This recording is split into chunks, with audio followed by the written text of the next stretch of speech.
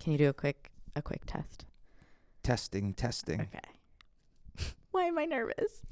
Why am I nervous? Okay. First guest, right? Yes. I'm so nervous. I don't know why. To do my intro. Okay. All right. Hello, everyone, and welcome back to the Validity Podcast. I'm your host, Valentina Rodriguez, and I told you guys today we had a really exciting episode because we have a guest, and he's here with us, and it is, would you like to introduce yourself? Yes, and can I confirm I'm the first guest on your podcast? Yes, you are. Wow, what a special episode this is. Truly. My name is Bill Campbell, and I was your academic advisor, research supervisor, and now, happy to say, colleague. Yeah, DBC in the flesh. You guys have heard me talk about him, honestly, a lot. I don't know if you knew that. You get talked about on here every now and then. Mostly good things. Yeah, I was going to say, hopefully they're good things. Mostly. We exposed you a little bit last episode. That's all right. For putting creatine in your daughter's smoothies. Oh, yeah. I was like, if his daughters are listening to this, no, he doesn't. That's silly. Why would he do that? Anyways, so, okay. Today's episode is going to be probably a little bit of a vibe switch when it comes to content, because a lot of the things that we've talked about are like performance enhancing, physique enhancement, body composition, muscle growth, fat loss, etc. And I think within that space, there's this largely misunderstood, or rather not attempted to be understood enough space, which is just peri-menopause, menopause, postmenopause, everything that women go through when they approach their peri and postmenopausal years, and how that affects all the things that we talk about when it comes to body composition, performance enhancing, fat loss, muscle gain. Like kind of every episode that we've talked about in the past, the subjects that we look at in the studies that we dive into are people that respond in the way that the study outcomes occurred. And unfortunately, it seems like perimenopausal and postmenopausal women might be an exception to a lot of the things that we expect to occur when it comes to body composition, performance enhancement, fat loss, muscle gain. Like it's a change in physiology. Is that kind of safe to say? Well, one, I would say it's anecdotal at this point. Yes, there's a clear change in physiology, endocrinology, but the question is, why are they weight loss resistant? Right. So that's kind of what we're going to talk about today. It's still, like I said, within the wheelhouse, but we're looking at a subpopulation that just seems to defy the trends that we tend to apply to probably everybody else, or mostly everybody else. But before that, you guys know the drill, personal updates. Honestly, there's not a ton. Still implementing flexibility. Still, it was supposed to be like intuitive eating days every other day, but because of like social events, it's just turned out being like 5 days of tracking and then 2 days intuitive, or like 4 and 3. But it's going fine. Still on a 4-day split. Still in my chilling the F out kind of zone of my life before we start the mini cut. Still waiting for PhD application responses and interviews and whatnot, and still teaching and still loving it. So that's kind of it for personal updates. I guess now we'll kick it over to Dr. Campbell's personal updates. So for this, why don't you tell us a little bit about the research that you're currently involved in, if it's changing direction, if there's anything else exciting happening in your personal life? Yeah. Usually nothing exciting happens in my life. I'm very boring, which I think you know. My research, you're currently coordinating the largest study my lab has ever done, reverse dieting. I'm sure your listeners already know about that. Recruitment is officially closed. I gave you guys the last opportunity, but it is closed now. Yes, and that's actually a milestone for us.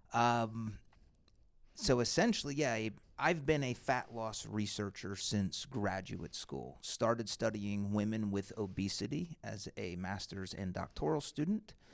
And then over the years, since when I opened up my own lab, I was studying fat loss in mostly young, metabolically healthy females. And now for the last year, and what I perceive as my foreseeable future, I'm staying in the same realm, still a fat loss researcher, but transferring my skill set, my resources to studying middle-aged, midlife females going through the menopause transition. Okay, and well, firstly, thank you for the update. Is there a specific direction that you foresee that taking? Like, I know in the past your research was like you were bringing people into the lab and having them do training studies and dieting studies. What will the nature of your research look like as you kind of move more into the space? So the first thing we're doing, actually, there's two things we're doing. But the first thing is this is a new population for me. And so the first thing is we're doing what happens to be the largest ever, because it's the first ever. I like to be dramatic. It's the largest ever menopause fitness survey study. And it has 5 categories: a nutrition category, an exercise category, hormone replacement therapy category, demographics, and like symptomology, like recovery, things like that. So we're doing this large survey just so I can learn, because I've not studied this population before. So I'm going to get so much information from women who are currently embracing a fitness lifestyle that either will be, are currently, or have gone through menopause. And what I'm excited about is we get all of this data. Now that's going to stimulate new research questions on where we want to go next. Now, let me just also give context.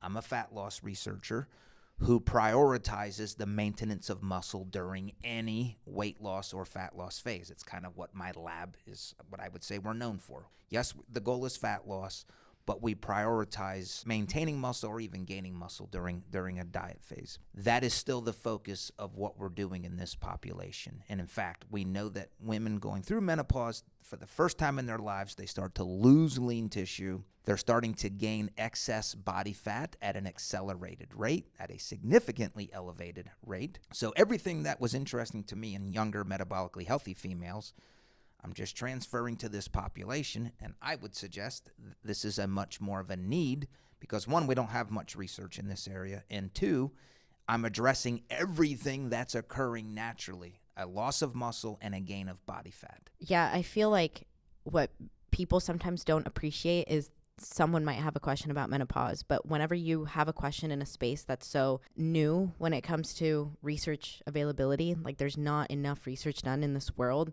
sometimes just not actually investigating a question, but just finding out what is currently occurring as it stands. And it's kind of like what we did with the reverse dieting study. It's like, we want to study reverse dieting. We were so quick. We wanted to design a whole study, and then we stopped and we're like, wait, we're not even sure what reverse dieting even is. It's never been defined. So we have to do step 1, which is put out a survey that just explains what is going on with reverse dieting in the space. And so I think similarly, you hear a lot of anecdotes, I'm sure, of women being like, I'm 43, I haven't gotten a period in 6 months, and suddenly I'm gaining a bunch of weight. And I hear that from my mom. I have clients undergoing similar weight loss resistance.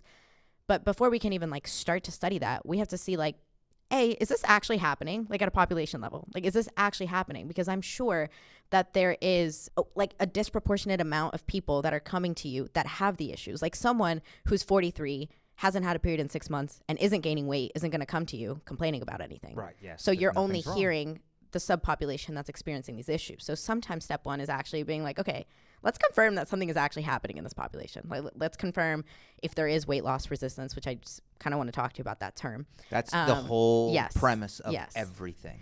If that even is a thing, are the symptoms kind of homogenous across these perimenopausal women?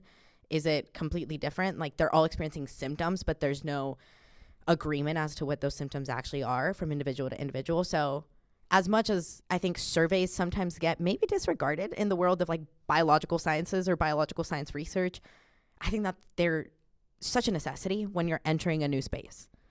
Yeah, and I'm glad that you mentioned we did this with reverse dieting, and this is how science should work. Define the problem, validate the topic or the problem, which we did with the survey study. What's the current practice? Mm-hmm. And then now let's put under research conditions, let's test current practices relative to the reverse diet study. Right. With the menopause survey we're doing, and I think now's a good time, I'm going to plug my YouTube series. Absolutely. So I'm currently preparing to film an entire YouTube series on menopause, transition, and fitness.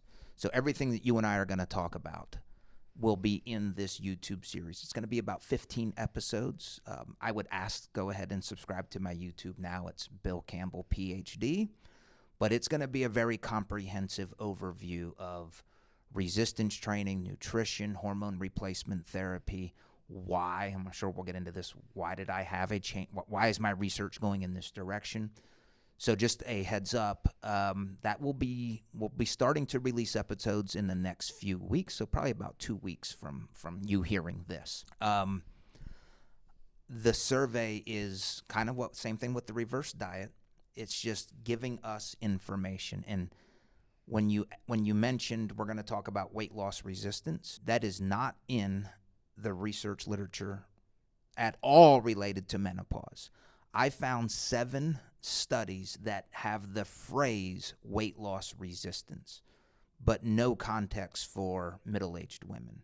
It's just it happens to be mentioned, but only 7 times. So do you think that's because it's not occurring in these women and it's just the anecdotes just happen to be one-offs, or because it hasn't been studied or documented? I do believe it is occurring in these women, but as I unpack that, let me explain my journey, as they say on The Bachelor. Are you here for the right reasons, Dr. Campbell? I am here for the right reasons.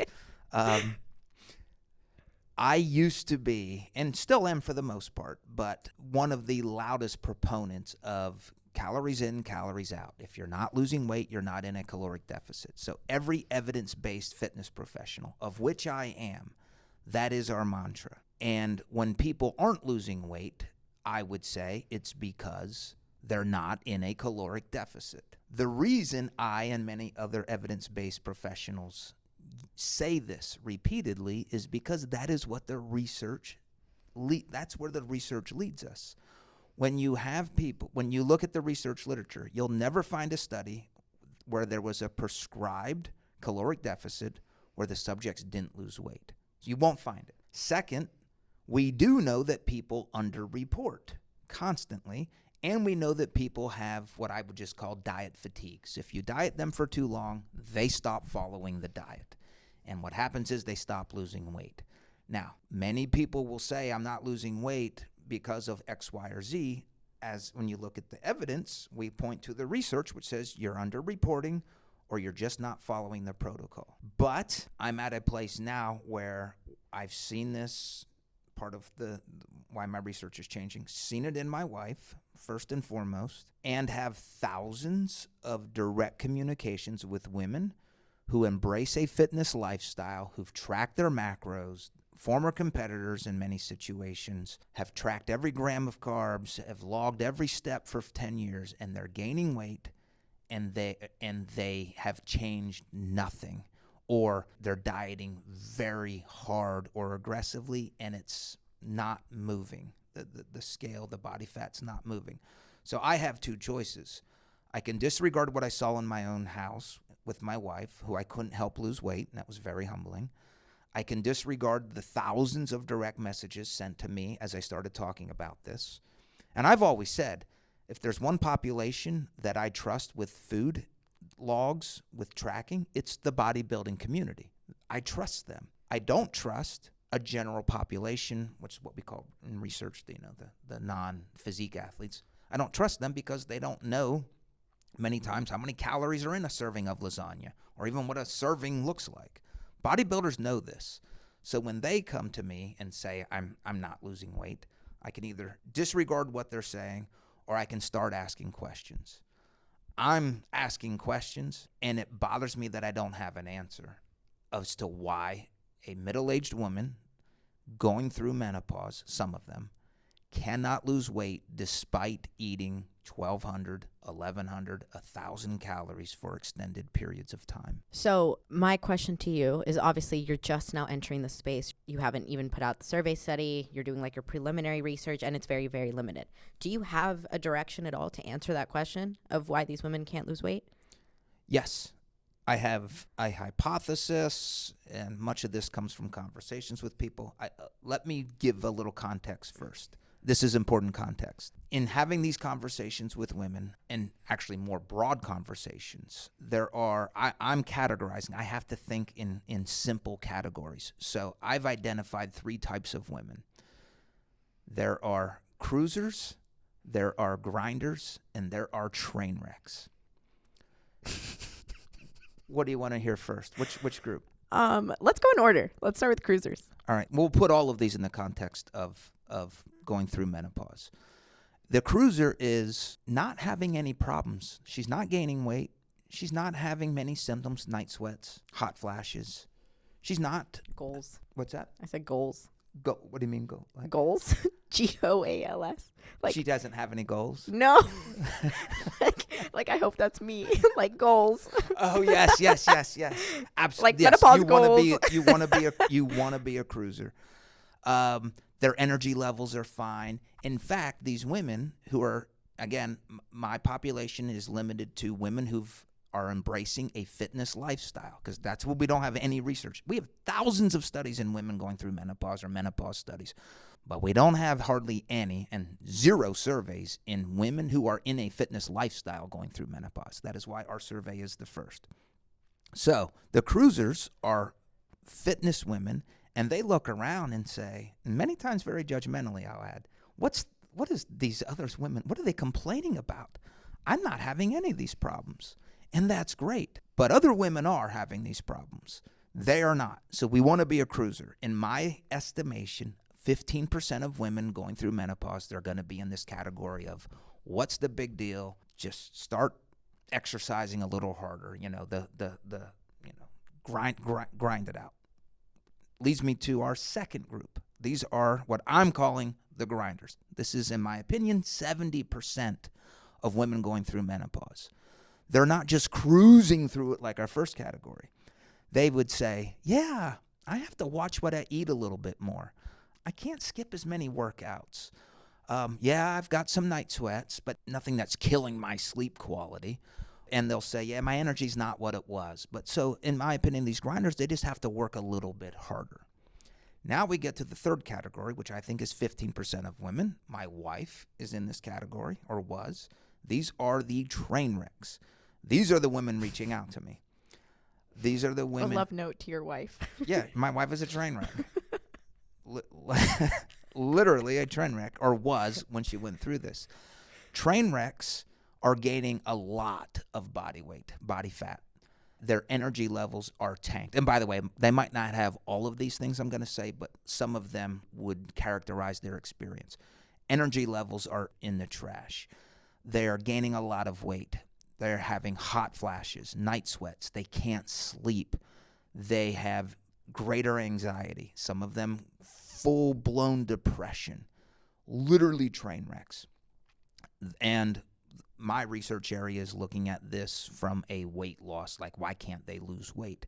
Now, I also think that they can lose weight, but what used to be, a 30% caloric deficit doesn't move the needle, so they have to go to very severe strategies of a caloric deficit, 800, 900 calories, to move the needle. And there's nothing about that that's healthy, that you can do for long periods of time. So as we're talking, I want to make it clear, not every woman is going to experience these negative outcomes that I'm suggesting. I'm really leaning into the train wreck category and possibly this larger category of what I would call grinders. But if you're a cruiser, just ignore what I'm saying and be thankful that it's just not impacting you. So this is kind of an aside, but the rapid fat loss study that you're doing, which we've talked about before, have you had any train wrecks undergo the study? Not yet. So we've only completed 3 of our 8. Have you talked about what we're doing? Should I give a little background? You can give a little background, but Okay. I've talked about it in other episodes. So what I just said, where I think these women in the train wreck group need to reduce their calories to really, really low levels, we're essentially putting that to the test.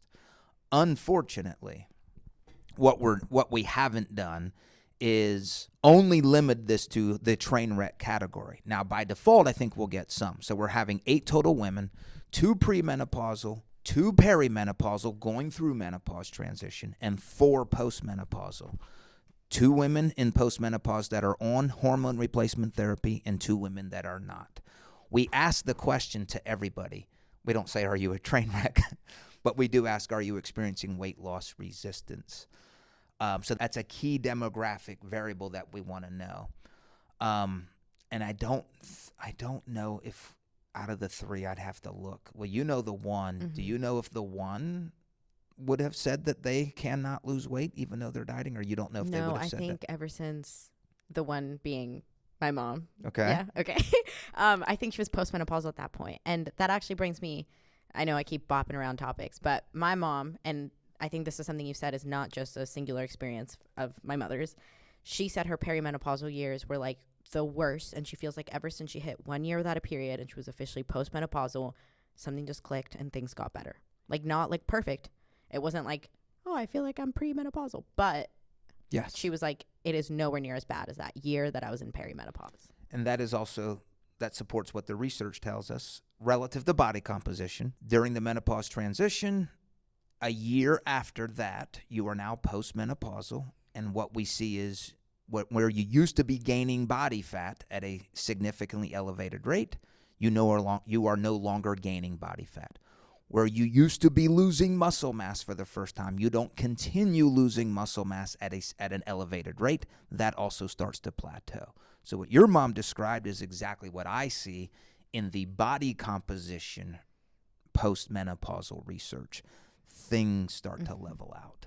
I would say my mom would have considered herself a train wreck. I think the level of weight gain was exacerbated in her head. Like, I don't think she was like visibly out of control gaining weight, but I don't undermine that her personal experience was something that she was in a body she did not identify with before, that felt foreign to her. So I think she would have self-categorized herself as a train wreck. I don't know if I on the outside would have been like, you're a train wreck, you're gaining fat. I would have maybe said she's a grinder, because she, like, outside of your categories, like, she is a grinder. But I think she would have categorized herself as a train wreck. But when she did the study, she was technically postmenopausal. You like the categories? I love the categories. I thought you would. I'm gonna strive to be a cruiser. Is there anything? Well, I guess this is we don't know. We don't know how to set ourselves up for cruising. Here's the scary part. What we would like to think is resistance training and protein intake. Yeah, be fit, exercise, exactly. But my mom resistance was fit. training. All of these women that reach out to me are fit. They've got it dialed in, crazy. and that's what's scary. It's like everything we would say is scary because it's not buffering some of them, not all of them. Now, one thing I like to suggest is the more muscle you can build in your 40s, if you do start to lose, well, you've got a reservoir that you wouldn't have otherwise had.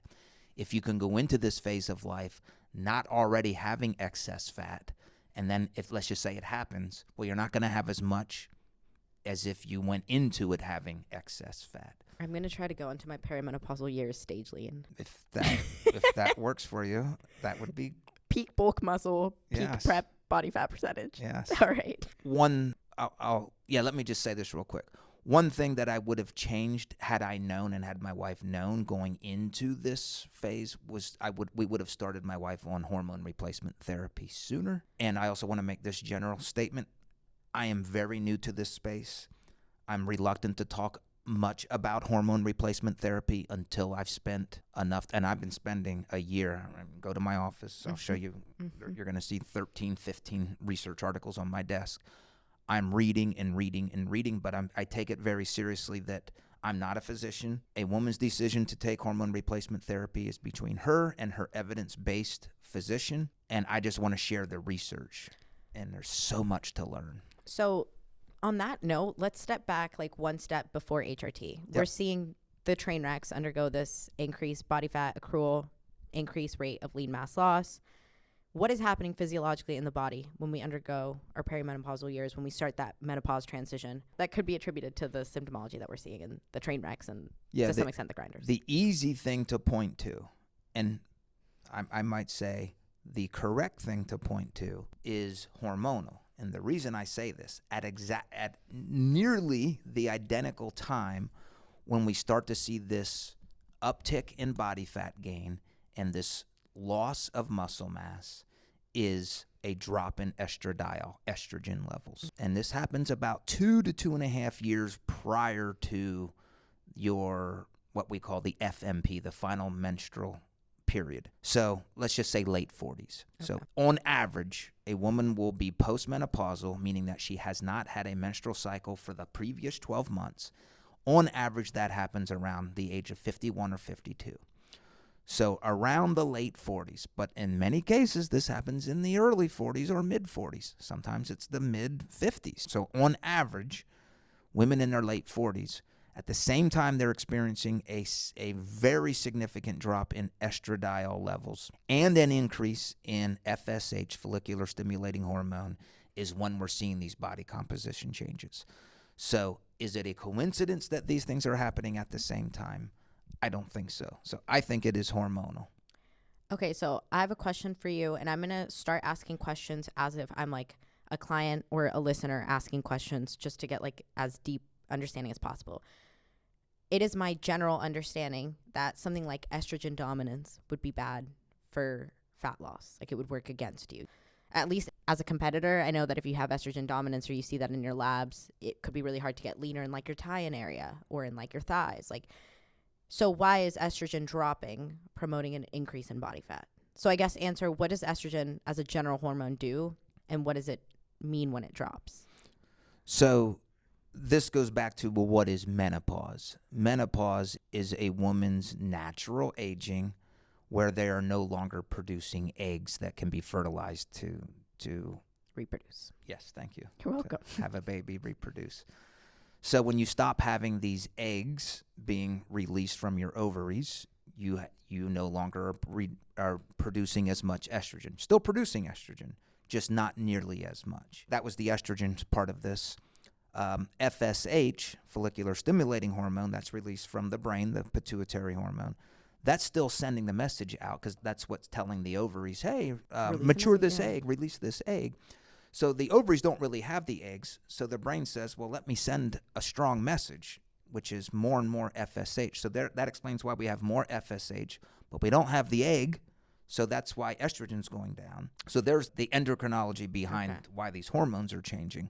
What was the other part of the question? What does estrogen as like generally do as a hormone in the body, and then what would it dropping do? So let me focus on where I've been reading about estrogen. How would you define estrogen dominance, real quick? When you say that word, what does that mean in your mind? Well, in my mind, it's your estrogen to progesterone ratio is out of range. But in general, even if the ratio is the same, but your estrogen is out of range and too high, at least in the bodybuilding context, it would be seen as something that can work against you in getting like stage lean. So it's very interesting you say that, and I agree. When I hear other people talk about estrogen dominance, it is not just estrogen, it's an estrogen to progesterone ratio. I guess let me add one more layer to the question. As a competitor, you hear of other competitors when they're getting stage lean, they add in estrogen blockers to get stage lean. Why would blocking estrogen get you stage lean, but then estrogen dropping be linked to fat loss gain? You ask questions that I ask myself. I can tell you what some research has reported, but I have the same questions. Okay. And it's funny, I misspoke about this on the last podcast I did. I said something that was 180 degrees the wrong way. I had to issue an apology to the people that listen to that podcast. Yeah. So if you say something wrong on here, you don't issue an apology. You just have to stand there and we all point and laugh. Well, I'm used to that, so that's great. Let me say this. What makes this very confusing is the general menopause research literature suggests that if you're on HRT, you gain less weight, less body fat during menopause. So that tells you, I want to take estrogen. And when you say on HRT, that's typically exogenous estradiol. Is that how you say it? Yeah, I say estradiol. Oopsies. English is not my first language. No, I'm going to defer. You might be saying it the right way, estradiol. And I might not be. This goes back to Splanknick, I think, for us. How did you used to say it? Splanchnick. Splashnick. Okay, just as an aside, Dr. Campbell has the funniest pronunciations for certain things, and so in class we would stop him and like try to figure out the right pronunciation. And Splanknick organs was one of them. Anyways, so is creatine. He says creatine. I've been working on that though. I've noticed. Yeah, but it's not natural. Sorry. So HRT is exogenous. Yeah. So when HRT, estradiol, DIOL is how estrogen. There's three estrogens. There's estrone, estradiol, and what's the third one? Estradiol, whatever E3 is. Okay. Estradiol is the one that's the most powerful. It's the Okay. one that is the one that's getting lowered during menopause. So it's the one that you'd want to replace through hormone replacement therapy. So what you just described for a competitor who is using estrogen blockers to get stage lean I'm so glad you mentioned that, because the latest study I found on this was, well, let me set the stage for the story. Intervention study, we had early postmenopausal women were on a resistance training program, and they divided them into two groups. One was an estrogen patch group, and the other group was a placebo patch. So estradiol specifically. So they're taking an estradiol patch, which is what my wife takes, and the other group was given a placebo patch. And I think it was a 10-week resistance training study. And after 10 weeks, they reported that the estrogen patch females, early postmenopausal, gained significantly more muscle mass than the placebo group. The same women had a suppressed fat loss response with the estrogen. So the women on placebo did not gain as much muscle, but they lost significantly more fat from the training stimulus than what the estradiol group does. So to me, hearing you say what physique competitors are doing aligns very well with what happened in this study. Now, what I don't know at this point, is this an outlier study? Because everything else says women don't gain as much fat. Now, that's not fat loss. That's the prevention of fat gain being on HRT. Does that make sense? So what I learned so far, women who are on HRT tend not to gain as much weight. That is different than fat loss. They're not gaining.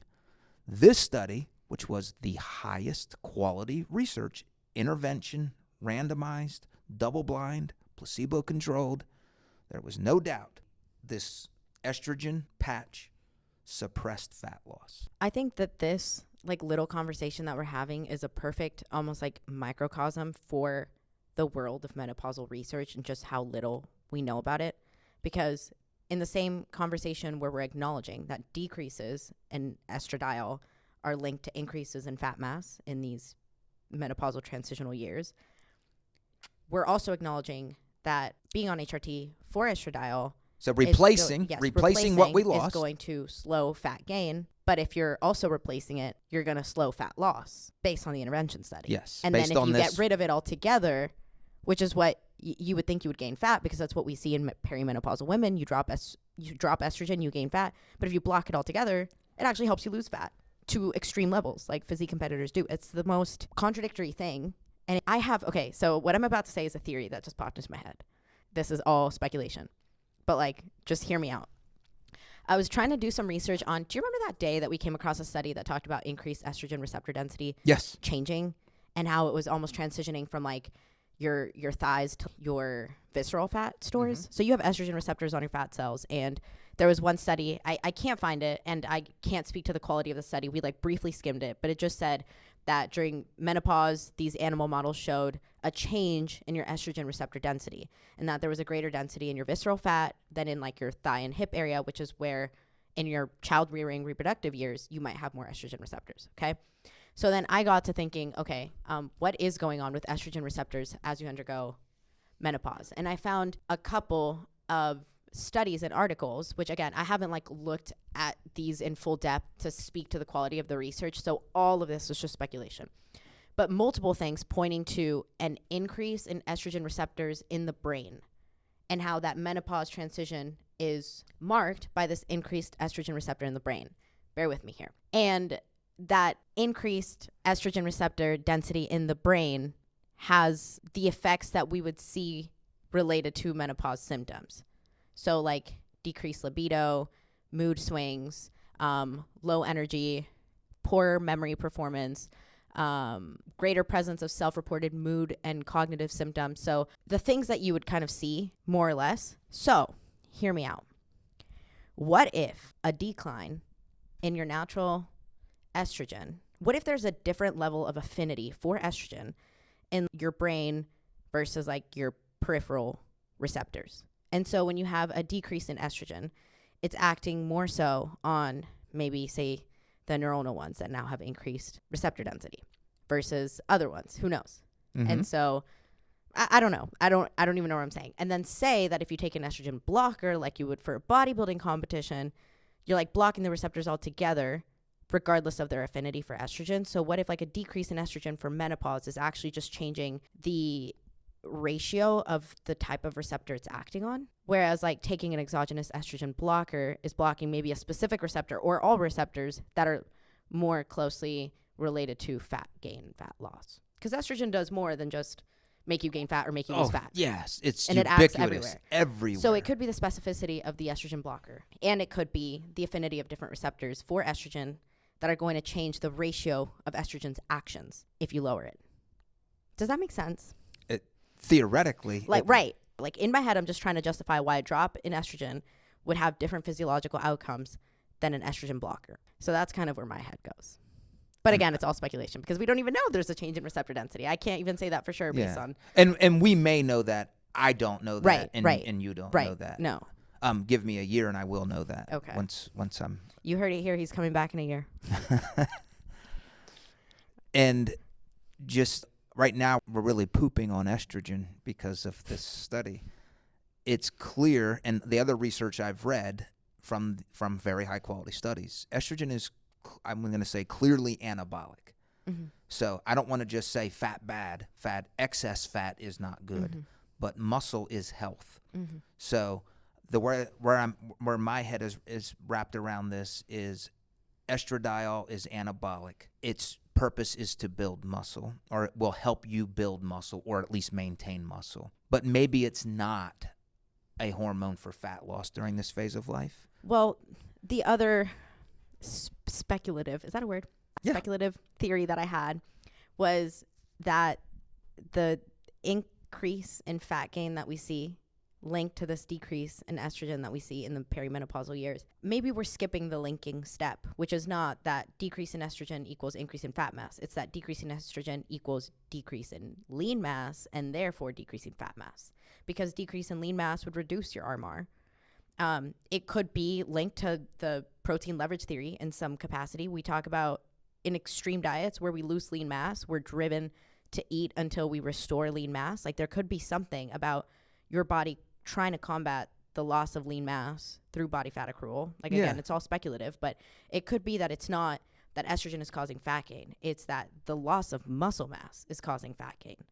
And because estrogen is anabolic, when we drop estrogen, we drop an anabolic signal that eventually leads to the decrease in lean body mass. One caveat, that we aren't it's not a 1-to-1 where we're losing muscle and gaining fat. We are losing muscle, but not as much as we are gaining fat during this transition. I just wanted to say that doesn't change any of the theoretical implication you're saying, because we all know that fat is much more plastic in its ability to grow and shrink much faster than muscle, than we can grow. Yeah, I guess my disclaimer is just in general for this episode, DBC speaking on what he knows, and then I'm taking and I'm running with it into my own little world of imagination. So if you take anything and you're like, this is true, it's what he says, not what I say, at least just for this episode. I'm letting my mind speculate on this one since I'm not the expert here. But okay, so with all this being said, I want to like take it and apply it to a perimenopausal woman. I have clients that express specifically, I'm gaining more belly fat, and they're on pretty low calorie diets. I wouldn't say like rapid fat loss low, but like don't want to have them on that for too long if they were any other kind of demographic. They're doing cardio and they're not fully confirmed perimenopausal. They'll go like 2-3 months without a period, maybe have one, and then maybe they're like 4 months since their last period. So they're definitely in that transition, but don't have confidence of saying, yes, I'm finally starting my way to being postmenopausal, because they keep getting, for lack of a better term, like blue balled, and they'll go a couple months and then they'll get a period. So for those women, what can you speculate or say is happening, and what would be your biggest recommendations for women who are trying to combat this fat gain and actually see fat loss? I wish I had a ubiquitous answer. Here's what I think I know. The relative to body composition changes, right? Okay, so that's my wheelhouse. I would love to say, just, make sure you're not overeating, reduce your calories, make sure your protein's on point, resistance train. If you're in the train wreck category, and what I'm about to say is not research-based, this has been communicated to me. Vince Pitstick is the person that has had a lot of success with this, and some of his other people, Jason Theobald being another one, bodybuilding coach, seemed like all roads led to Vince and Jason.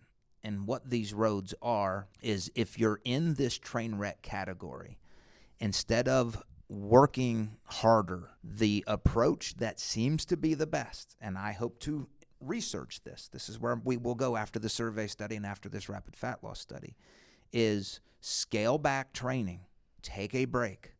You're a train wreck, after all. Stop resistance training for 3 weeks, 2 weeks, a month. Walk and consume essentially a Mediterranean diet. Anti-inflammatory? Yes. Okay. And what would that overview consist of, just for people who don't know? Well, you tell me. I think you might know more about this diet than I do. Lots of like healthy fats, like avocados, nuts, seeds, salmon, lots of omega-3s, because there's, in general, you should get your omegas. I'm going to go on a little bit of a side here on omegas. In general, you should get your omegas, but we have omega-3s and we have omega-6s. And both of those are what's called eicosanoids, which are fatty acid-derived signaling molecules. I call it eicosanoids, but here we go again. But I could be saying it wrong. I don't know. My professor in undergrad called it eicosanoids, but you're my most recent professor. So eicosanoids, they're fatty acid-derived signaling molecules, and you need both in a certain ratio, and the ratio should be 4-to-1 omega-6 to omega-3. Omega-6s, for all intents and purposes, are pro-inflammatory. And I know that sounds like red alarm. We don't want something inflammatory, but in the right ratio, they're necessary to maintain like proper blood pressure. Like you don't want vasculature that doesn't have the proper structure and rigidity. You need the right inflammatory cytokines in your immune system. Like you need pro-inflammatory things like in order to survive. So don't think that that's an immediate red flag. Omega-3s are anti-inflammatory. The problem is that I think the current average American diet has omega-6s to 3s in like a 16-to-1 ratio when it should be like a 4-to-1. So because it's naturally just present in this completely disproportionate ratio that works against us, focusing more on omega-3s is going to restore the ratio that you should have it in, even if the ratio does technically lean towards more 6s than 3s. So the ratio is omega-6 to 3 in 4-to-1 ratio, but it's not hard to get pro-inflammatory foods, oils, additives, ingredients in your average American Western diet. So focusing on omega-3s. I personally double dose my omega-3s every morning. Just that would be like salmon, I think cod, nuts. Yeah, walnuts, flax seeds. I think chia seeds too. I think so. Anyways, that's my side. So and then the Mediterranean diet, like high in fruits, fruit juices. It's actually it's not real high in protein, but you mentioned the protein sources. At least not as high from a bodybuilding centric type of diet. It's usually a little bit lower. So the type of success that a lot of women have had, and again, this is anecdotal, but following an anti-inflammatory diet like the Mediterranean diet has helped a lot of women overcome this weight loss resistance. In fact, if these women were previously trying to diet at 1,000 calories, what they have seen, taking calories up to 16, 18, even 2,000 calories and seeing weight loss, which is more calories than what they were doing trying to lose body fat. So that is anecdotal, don't have research on it, but I have had many conversations with women who have adopted that and have come back with success. So that's an obvious area. First of all, what I want to do is validate that weight loss resistance exists in this population. Once I can do that, and this survey will do that because we asked the question, or if it doesn't, great, then that'll save me 5 years of research. Do you attempt to define weight loss resistance in the survey? The way that we're defining it is you are unable to lose body fat despite being in a caloric deficit, despite exercising at levels that would cause body weight loss, and despite strategies that used to work for you. So whatever you used to do when you would lose weight, now you do those same things and you're not losing weight. Is there a time period for the cutoff? Like, is there like for 2 months you have been unable, or like? Now that you mention that, there probably should be, but I also, I will say, I think most people would like, even how, we talked about weight loss plateaus in class. I had a whole episode on it. We have to confirm that by like a 2-week average. Most people will think like the scale hasn't moved in 2 days, and it's very hard to be objective. It's very hard to be objective. Yes. So I would maybe put a I love your wisdom. What can I say? I learned from the best. Wow. We got to do this podcast more often. So there's what I would suggest. If you're in the train wreck, my advice is don't try to outwork your situation. And the reality is a lot of women in this category, their energy levels are tanked. They have depression. They're not sleeping. For a lot of them, it's very hard to do any type of activity. What I would want to do is encourage you. This is and again, aspirationally, we want you training hard. We want you doing squats and conditioning for a period of time. I believe we need to scale back the exercise and focus on this type of diet to help. Now, what I would love to see and what I can't, like as a scientist, I'm like, show me the blood work that says they're inflamed. Like, why does this anti-inflammatory diet work? Nobody's been able to point to, look at all of these markers. Look at IL-6, CRP. They're clearly inflamed. I don't think nobody's been able to show me, which is very frustrating as a scientist. I want data. What I would love, and science is so hard because the execution of studies is so hard, but in your survey that you put out, say you get 100,000 responses, that'd be crazy. And you're able to qualitatively identify cruisers, grinders, and train wrecks. Imagine then being able to get blood work for the women identified as cruisers, grinders, and train wrecks, and then be able to actually put together a blood profile, essentially, that can then diagnose you or categorize you. Like, if you have these certain markers going into your perimenopausal years, you're chilling, you're a cruiser, like slay, like go live your life in blissful ignorance. And then if your numbers are in this range, or you have certain markers in this range, you're probably a cruiser. Or like, we can start to anticipate what category you're going to be in. Like, wouldn't that be so cool? Yes. And but now also you're making impossible. Well, I just now you want to make blood work optional for your survey? No, my initial iteration of this survey included blood work, like asking all the questions, and then it got to be, hey, this is already going to be a pretty comprehensive survey. So we backed off of. I have a question. I have a suggestion. Just submit their blood work. No. I have a suggestion. No, that's too much work for you. I think like people are invested enough to report these things. Also, you want to just ask the things you want to look for. You should have like at the end of the survey, like if you've received blood work within the past 6 months, proceed to the next section. Oh, yeah. Because also then they just have to input the date that they got it, so you can cross-reference it to make sure they're still in the phase that they're currently in. Like if they got their blood work, I don't know, you know what I mean? And it could be optional and you'll have less data, but I still think you'll have it's like our body composition for the reverse diet, but I think you'll have way more numbers. Yeah. I will consider that, or because I have a team around this. The plan was, before we had this conversation, have a follow-up survey where we just go deep diving into blood work alone, and then another one on types of diets alone, and then HRT alone. Yes. I say capitalize on the excitement and willingness of the novelty. Yeah. Okay, also, for anyone listening who's like, okay, wait, I want to take the survey, do you have any timeline of like, he will be posting about it. It will be available for anybody who fits the criteria to take it. And I will also post about it. But do you have an idea just so we can tell them? So this week we finalized the survey. We send it out early next week for beta testing. So that means we send it to 10 to 20 women in our demographic who are going to try to find things wrong with it. Is all the flows operating? Once they come back with beta testing, at the same time, we're submitting to IRB so that we're going to have IRB approval and beta testing done. My plan is this will be released live by March 1st, by the end of February. Unless we have to now consider blood work. And now I have to get a lot of opinions on which ones do we ask for. How do you handle the units from different countries? There's just all those little things. Sorry if I'm sticking drop down. I was going to say drop down, and then also don't forget to specify a time frame for weight loss resistance. I do think that's important. Yeah, well, that we can do now. Without delaying anything. The blood work that we already backed away from, but you make a good argument that it would just be for those that want to.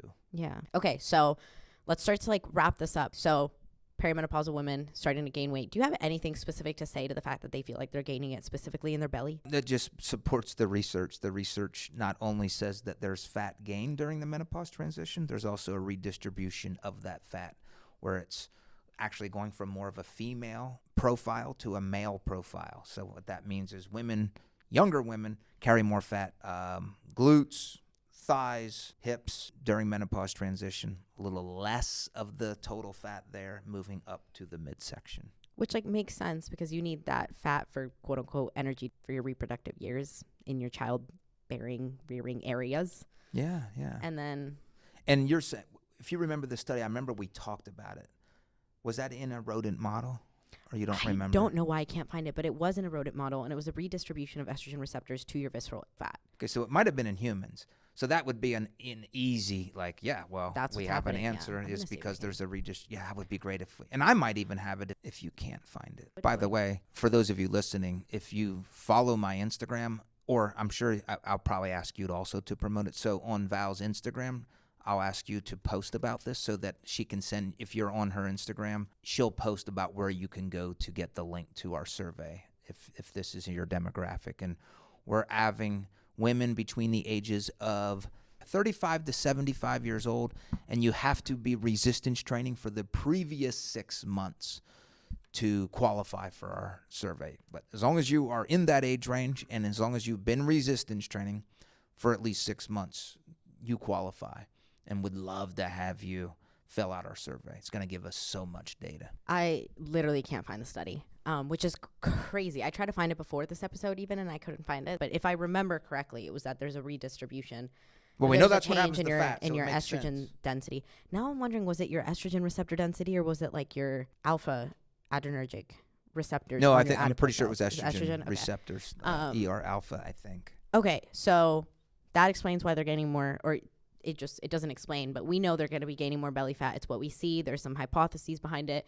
And your recommendation would be take a month to essentially chill the F out and live your best Mediterranean diet life. If you're in the train wreck category. Okay. And what I don't like about this space is professionals giving blanket recommendations. You should never do this. Well, if you're a cruiser and you're loving your high-intensity interval training and you're loving, why would you stop? You're not experiencing any problems. You love doing it.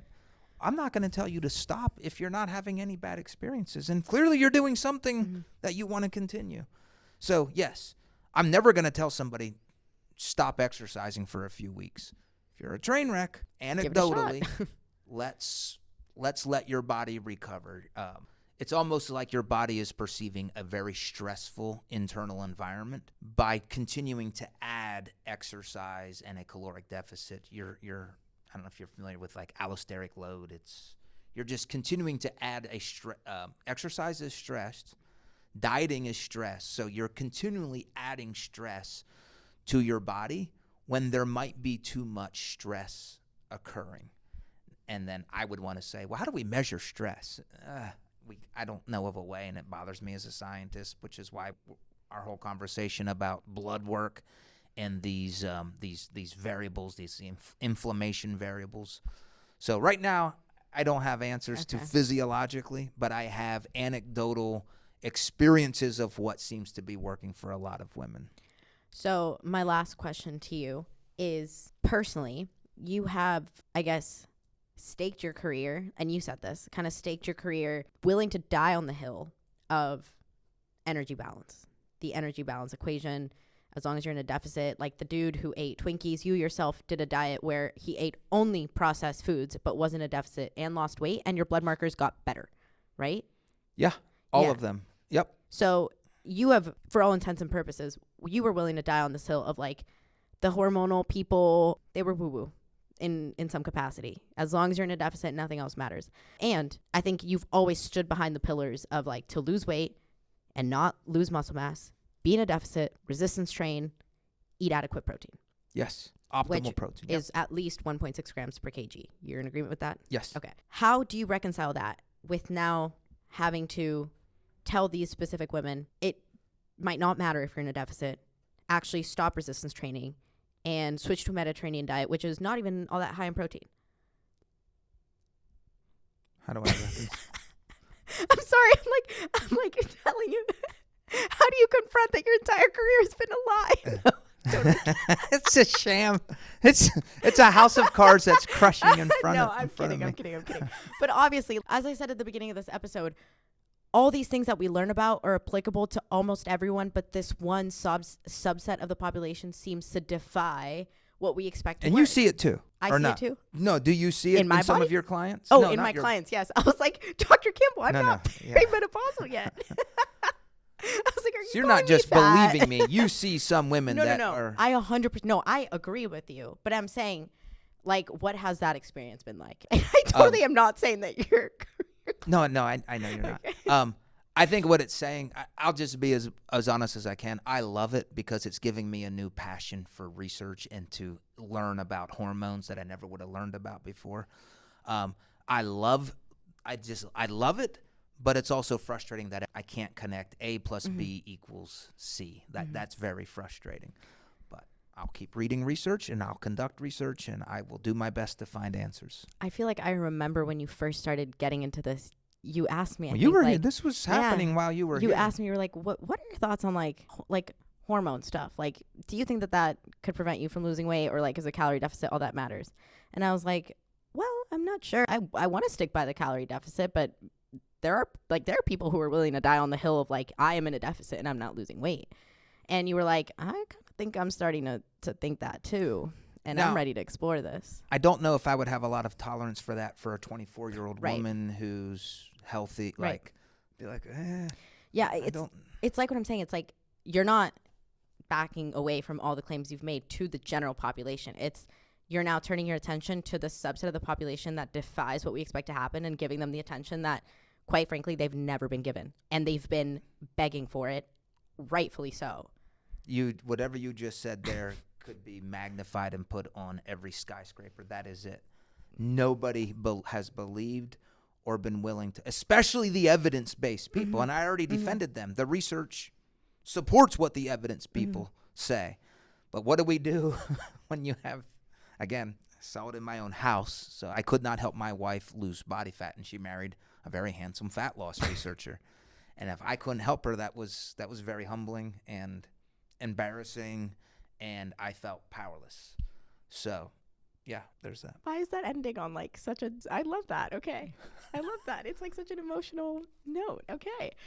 All right. So that's our episode for today. I know it was a longer one, but I'm sequestering. I'm holding you hostage, and I'm pretty sure we both have to go. So thank you guys so much for listening. I will link everything, every study that we talked about, anything that's available from Dr. Campbell's. I'll link his YouTube, even if the videos aren't up yet. Everything will be in the description. And then keep an eye out for Dr. Campbell's Instagram, which will also be linked below, for when the survey comes out and for when the YouTube series comes out. And anything else on the horizon? No, YouTube series is Yeah. That's the big horizon for me. Alrighty then. With that, I hope you guys enjoy having a guest. Hopefully this will not be the only one, and hopefully this will not be his only time. Thank you guys for listening, and I will see you in the next episode.